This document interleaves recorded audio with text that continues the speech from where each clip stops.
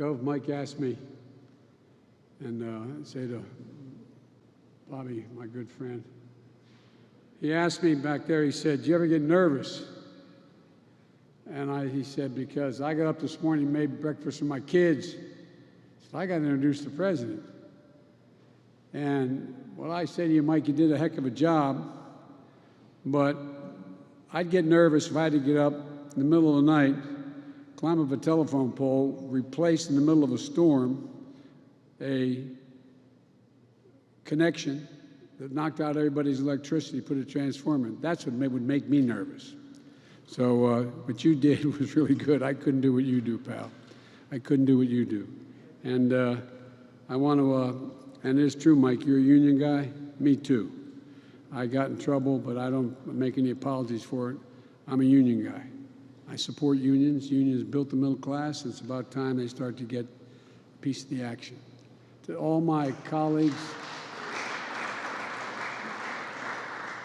from the county executive to the mayor, to everyone that's here, I want to say thank you. Thank you, Congressman, for the passport into your district, and I appreciate being here.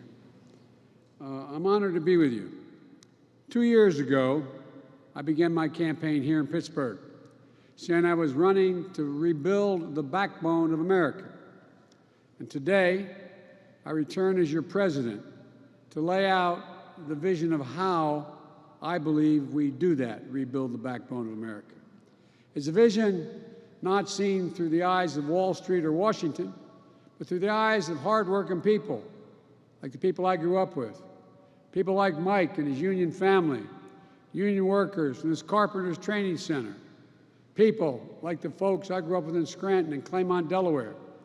People who get up every day, work hard, raise their family, pay their taxes, serve their country, and volunteer for their communities, and just looking for a little bit of breathing room, just a little bit of light. Ordinary Americans doing extraordinary things. People who break their necks every day for their families and the country they love. A country that, in fact, which on the day I was elected was in extreme distress, with the virus on a deadly rampage that has now killed over 500, I carry it in my pocket every day. I have the list of exactly how many have died. 547,296 Americans dead from the virus. More than all the people killed in World War I, World War II, the Vietnam War, 9/11. 547,296 Americans. And an economy that left millions out of work and created so much anxiety. That's why I moved so quickly to pass the American Rescue Plan with the help of my friends here in the Congress. I really mean that. It didn't pass by a whole lot, but with the leadership of Connor and Bobby and the Mayor, you got it done. Because it was an emergency. We needed to act to save jobs, to save businesses, to save lives. And that's what we did. We're beginning to see the results. We're on our way to having given 200 million vaccination shots in the first 100 days of my presidency. When I said I'd get 100 million done, people thought it was a significant exaggeration. We're going to get 200 million done, twice the original goal, because of all the help of all of you. Leading economists are now predicting our economy will grow 6% this year. That's a rate we haven't seen in years and years. We can cut child poverty in half this year. With the American Rescue Plan, we're meeting immediate emergencies. Now it's time to rebuild. Even before the crisis we're now facing, those at the very top in America were doing very well, which is fine. They were doing great. But everyone else was falling behind. The pandemic only made the division so much worse and more obvious. Millions of Americans lost their jobs last year, while the wealthiest 1% of Americans saw their net worth increase by $4 trillion. Just goes to show you how distorted and unfair our economy has become. It wasn't always this way. Well, it's time to change that. I note parenthetically that I got criticized for giving tax breaks to middle class and poor folks this last time. I didn't hear that cry, you and cry, when we were doing the same thing. When Trump's tax bill passed, 83% of the money went to the top 1%. You know, this is not to target those who've made it, not to seek retribution. This is about opening opportunities for everybody else. And here's the truth. We all will do better when we all do well. It's time to build our economy from the bottom up and from the middle out, not the top down. That hadn't worked very well. For the economy overall, it hadn't worked. Because Wall Street didn't build this country. You, great middle class, built this country. And unions built the middle class. And it's time, and this time, when we rebuild the middle class, we're going to bring everybody along. Regardless of your background, your color, your religion, no matter, everybody gets to come along. So today, I'm proposing a plan for the nation that rewards work, not just rewards wealth. It builds a fair economy that gives everybody a chance to succeed. And it's going to create the strongest, most resilient, innovative economy in the world. It's not a plan that tinkers around the edges. It's a once-in-a-generation investment in America, unlike anything we've seen or done since we built the interstate highway system and the space race decades ago. In fact, it's the largest American jobs investment since World War II. It will create millions of jobs, good-paying jobs. It will grow the economy, make us more competitive around the world, promote our national security interests, and put us in a position to win the global competition with China in the upcoming years. It's big, yes. It's bold, yes. And we can get it done. It has two parts: the American Jobs Plan and the American Families Plan. Both are essential to our economic future. In a few weeks, I'll talk about the Americans' Family Plan, but today, I want to talk about the Americans' Jobs Plan. I'll begin with the heart of the plan. It modernizes transportation infrastructure, our roads, our bridges, our airports. I just left your airport. The director of the airport said we're about to renovate the airport. Is that right, Mr. County Executive? We're going to innovate. We're going to employ thousands of people. And she looked at me and said, I can't thank you enough for this plan. It grows the economy in key ways. It puts people to work to repair and upgrade that we badly need. It makes it easier and more efficient to move goods, to get to work, and to make us more competitive around the world. Some of you local officials know when someone wants to come in the area and a company wants to invest, what do they ask? Where's the first rail bed? How can I get to the railroad? What access to the interstate do I have? What's the water like? Tell me about it. It goes on and on. It's about infrastructure. The American Jobs Plan will modernize 20,000 miles of highways, roads, and main streets that are in difficult shape right now. It'll fix the nation's 10 most economically significant bridges in America that require replacement. Remember that bridge that went down? We got 10 most economically significant bridges with more commerce going across it that need to be replaced. We'll also repair 10,000 bridges, desperately needed upgrades to unclog traffic keep people safe, and connect our cities, towns, and tribes across the country. The American Jobs Plan will build new rail corridors and transit lines, easing congestion, cutting pollution, slashing commute times, and opening up investment in communities that become connected to the cities and cities to the outskirts, where a lot of jobs are these days. It'll reduce the bottlenecks of commerce at our ports and our airports.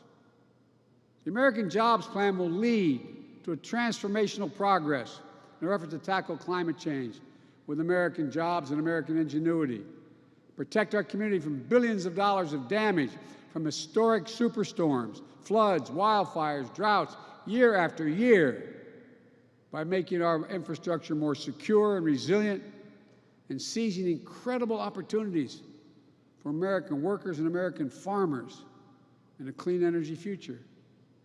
Skilled workers, like one we just heard from, building a nationwide network of 500,000 charging stations, creating good-paying jobs by leading the world in the manufacturing and export of clean electric cars and trucks. We're going to provide tax incentives and point-of-sale rebates to help all American families afford clean vehicles of the future. The federal government owns an enormous fleet of vehicles, which are going to be transitioned to clean electric vehicles and hydrogen vehicles right here in the United States of America by American workers with American products. When we make all of these investments, we're going to make sure, as the executive order I signed early on, that we buy American. That means investing in American-based companies and American workers. Not a contract will go out that I control that will not go to a company that is an American company with American products all the way down the line and American workers. And we'll buy the goods we need from all of America, communities that have historically been left out of these investments. Black, Latino, Asian American, Native Americans, rural, small businesses, entrepreneurs across the country. Look, today, up to 10 million homes in America and more than 400,000 schools and child care centers have pipes where they get their water from, pipes that are lead-based pipes, including pipes for drinking water. According to scientists, there is simply no safe exposure to lead for a child.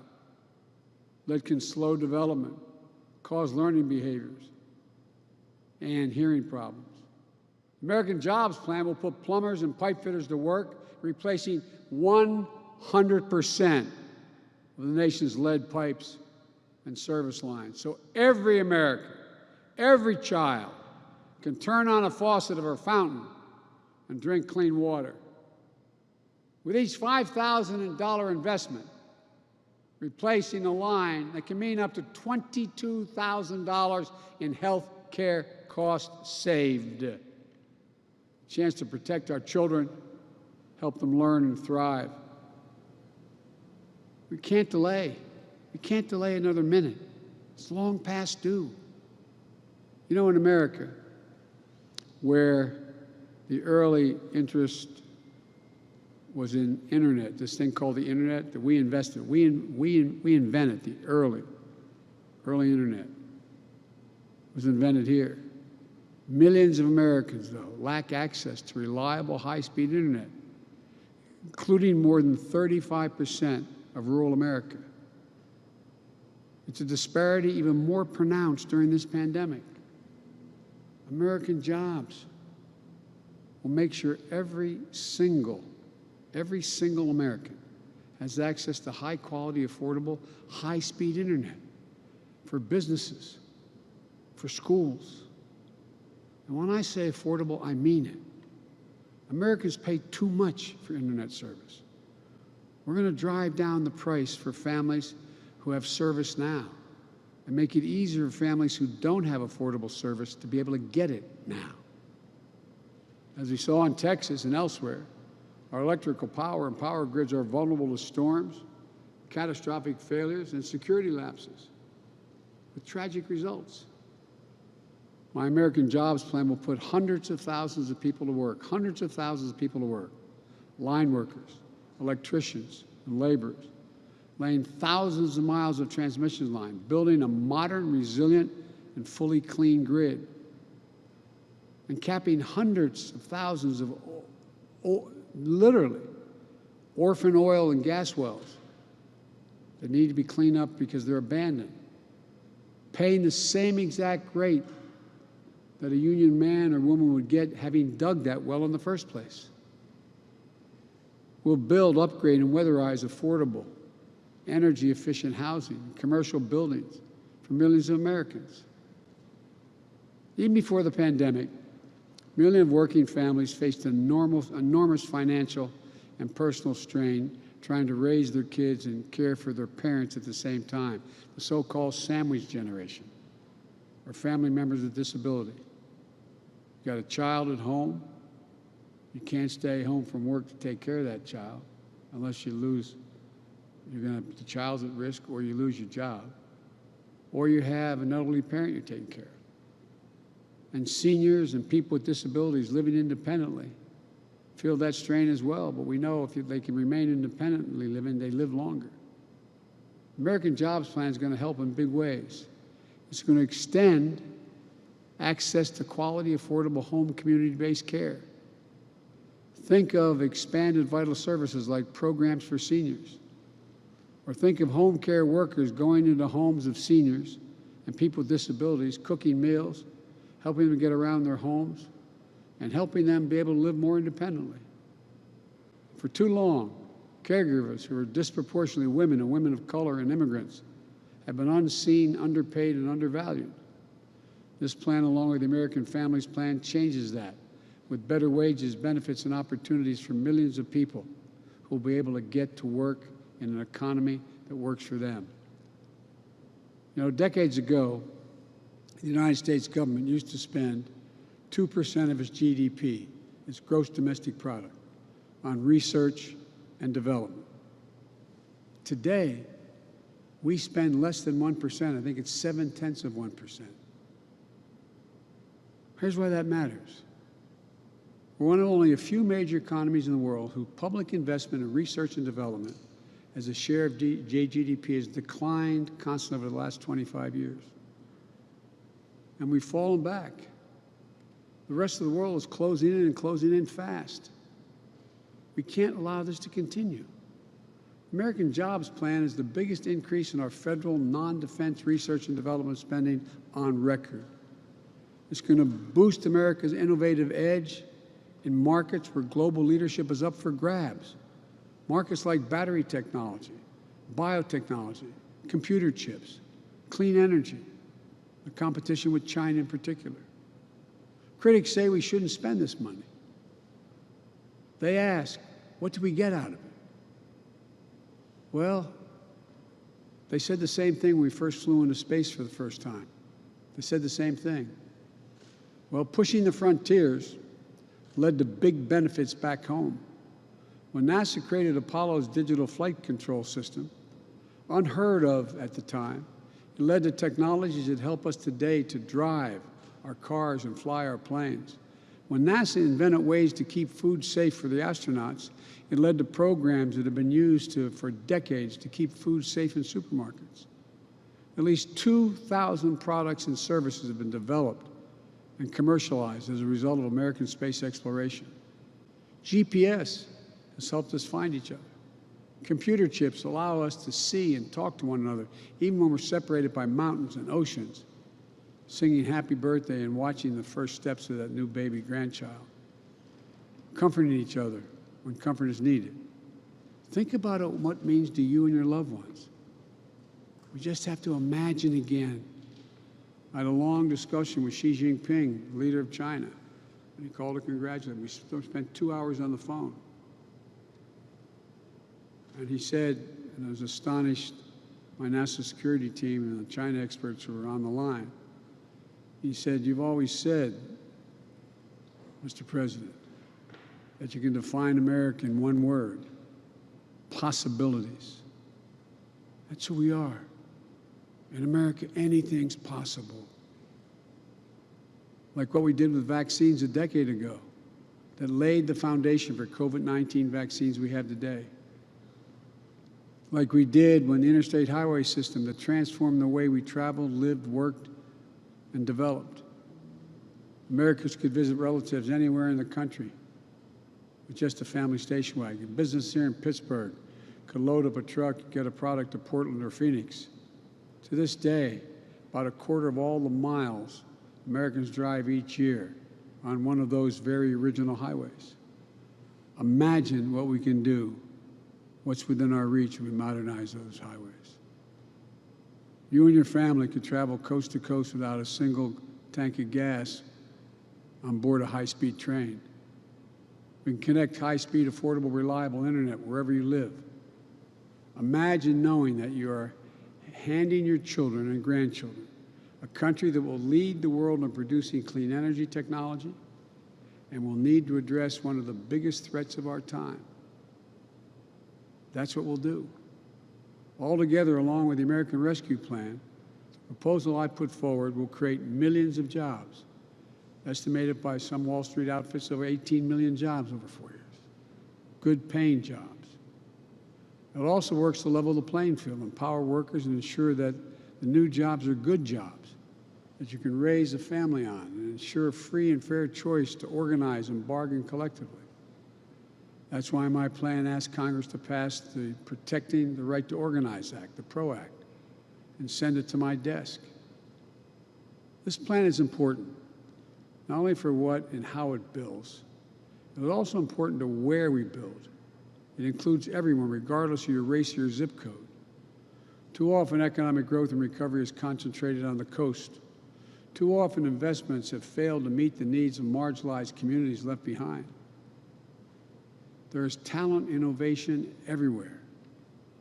And this plan connects that talent through cities, small towns, rural communities, through our businesses and our universities, through our entrepreneurs, union workers, all across America. We have to move now, because I'm convinced that if we act now, in 50 years, people are going to look back and say, this was the moment that America won the future. What I'm proposing is a one-time capital investment of roughly $2 trillion in America's future, spread largely over 8 years. It will generate historic job growth, historic economic growth, help businesses to compete internationally, create more revenue as well. They're among the highest value investments we can make in the nation, investing in our infrastructure. But put another way, failing to make these investments adds to our debt and effectively puts our children at a disadvantage relative to our competitors. That's what crumbling infrastructure does. And our infrastructure is crumbling. We rank 13th in the world. What's more, it heightens our vulnerability to and attracts our adversaries to compete in ways that they haven't up to now. And our adversaries are worried about us building this critical infrastructure. Put simply, these are investments we have to make. We can afford to make them. Or put another, we can't afford not to. So how do we pay for it? I spoke to the majority leader, I guess he's no longer the majority leader. He has been for a long time. I spoke to the Republican leader about the plan. Everybody's for doing something on infrastructure. Why haven't we done it? Well, no one wants to pay for it. Less than 4 years ago, as I said, the Congress passed a tax cut of $2 trillion, increasing the national debt $2 trillion. It didn't meet virtually any of the predictions it would in terms of growing the economy. Overwhelmingly, the benefits of that tax package went to the wealthiest Americans. It even included new investments that would profit by shifting profits and jobs overseas if you're a corporation. It was bad for American competitiveness, deeply unfair to the middle-class families, and wrong for our future. So here's what I do. I start with one rule. No one, Let me say it again. No one making under $400,000 will see their federal taxes go up, period. This is not about penalizing anyone. I have nothing against millionaires and billionaires. I believe American capitalism. I want everyone to do well. But here's the deal. Right now, a middle-class couple, a firefighter and a teacher, with 2 kids making a combined salary of, say, $110,000, $120,000 a year, pays 22 cents for each additional dollar they earn in federal income tax. But a multinational corporation that builds a factory abroad, brings it home and sells it, they pay nothing at all. We're going to raise the corporate tax. It was 35%, which is too high. We all agreed 5 years ago it should go down to 28%, but they reduced it to 21%. We're going to raise it back to up to 28%. No one should be able to complain about that. It's still lower than what that rate was between World War II and 2017. Just doing that one thing will generate $1 trillion in additional revenue over 15 years.